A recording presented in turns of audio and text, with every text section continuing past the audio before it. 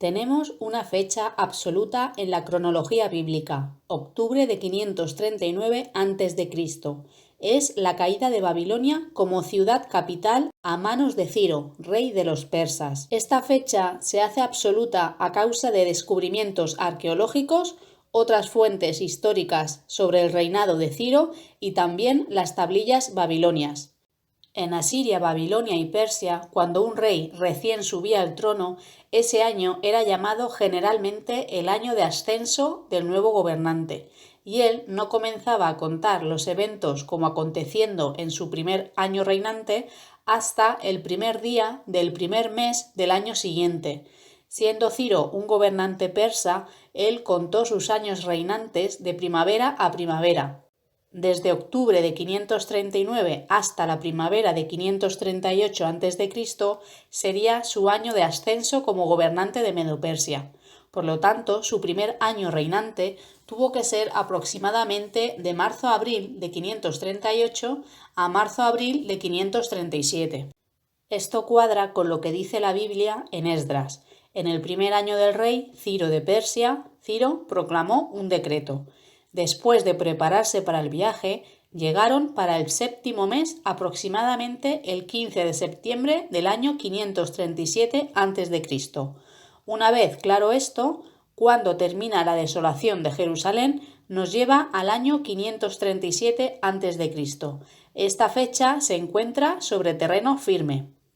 La Biblia nos dice que Jerusalén estaría desolada 70 años. Ahora es una fórmula sencilla determinar cuándo comenzaron estos 70 años. Uno solo tiene que agregar 70 a 537 para llegar a 607. En el quinto mes de 607, el mes de Ab, que correspondía a parte de julio y agosto, la ciudad fue incendiada, los muros demolidos y la mayor parte de sus habitantes llevados al destierro. Sin embargo, se permitió que quedaran algunas personas más pobres del país, quienes al final huyeron a Egipto cuando Gedalías, el gobernador nombrado por Nabucodonosor, fue asesinado, dejando de ese modo la tierra de Judá desolada por completo. Esto ocurrió en el séptimo mes, Etanim o Tisri, que correspondía a parte de septiembre y octubre. Hemos dicho que para el séptimo mes del 537 a.C. los primeros judíos repatriados llegaron a Judá, así que fueron justo 70 años después del comienzo de la desolación completa de la tierra, tal como se había predicho. Muchos historiadores y arqueólogos consideran que Jerusalén fue destruida en el año 586 o 587 a.C. ¿Por qué este debate?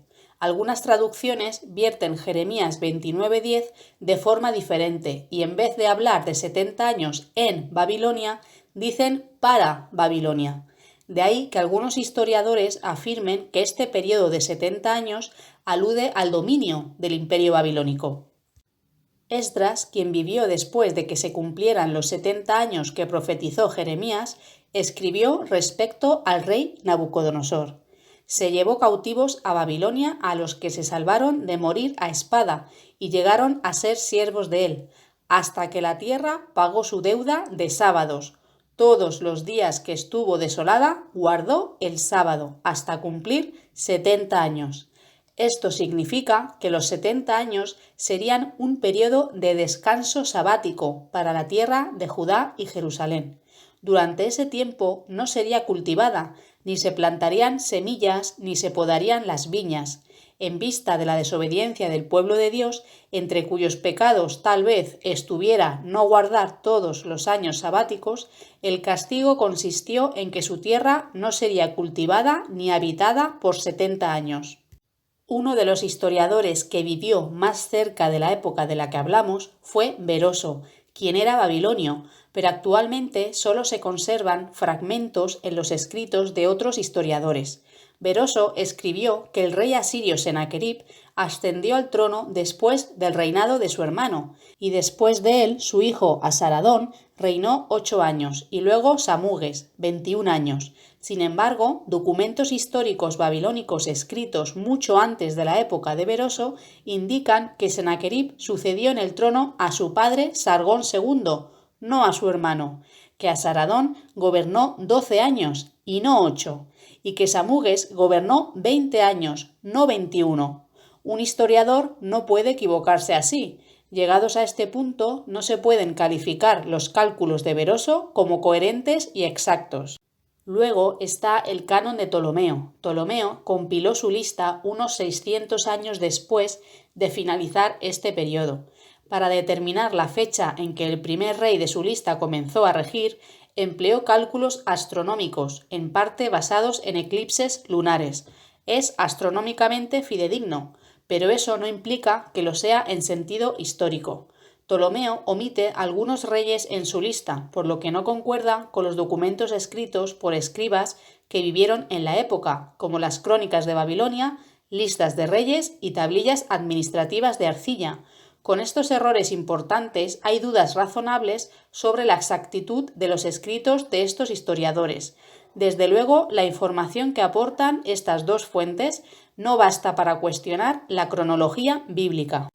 Y hay un segundo problema. Los datos históricos de las crónicas de Babilonia también son muy incompletos. Las crónicas de Babilonia relatan lo ocurrido en solo 35 de los aproximadamente 88 años que suelen atribuirse al periodo neobabilónico. Ronald Sack examinó numerosas tablillas administrativas del periodo neobabilónico y tuvo acceso a varios textos del Museo Británico que no habían sido puestos a disposición del público. Él escribió que estos nuevos datos alteraron por completo las conclusiones previas sobre la transición entre Nabucodonosor II y su hijo Abel-Marduk.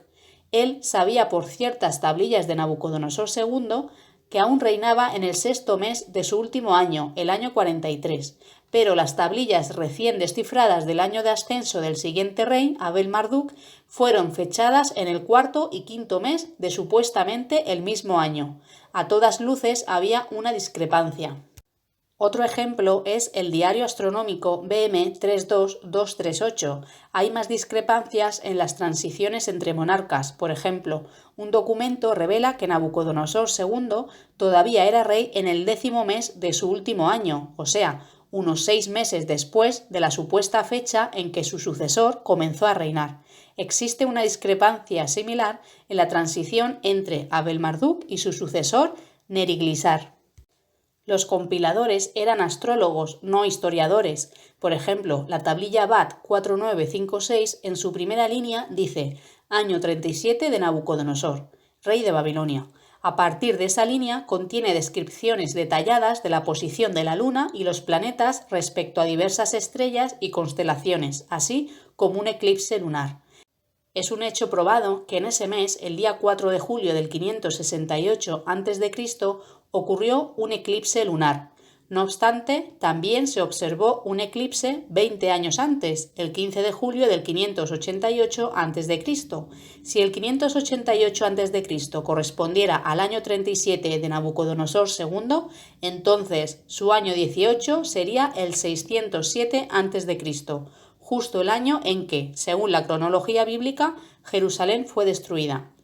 Debido a que las posiciones lunares son más fiables, los investigadores han estudiado cuidadosamente las 13 posiciones lunares registradas en BAT 4956. Analizaron los datos valiéndose de un programa informático diseñado para conocer la ubicación de los cuerpos celestes en una fecha específica del pasado. Descubrieron que de las 13 observaciones lunares, no todas coinciden con las posiciones de la Luna en el año 568, pero todas sí coinciden a la perfección con las del año 588. Por tanto, estos datos respaldan que en el año 607 a.C. tuvo lugar la destrucción de Jerusalén, tal y como señala la Biblia. Las lagunas que se observan en las crónicas de Babilonia apuntan a que no disponemos de un registro cronológico continuo.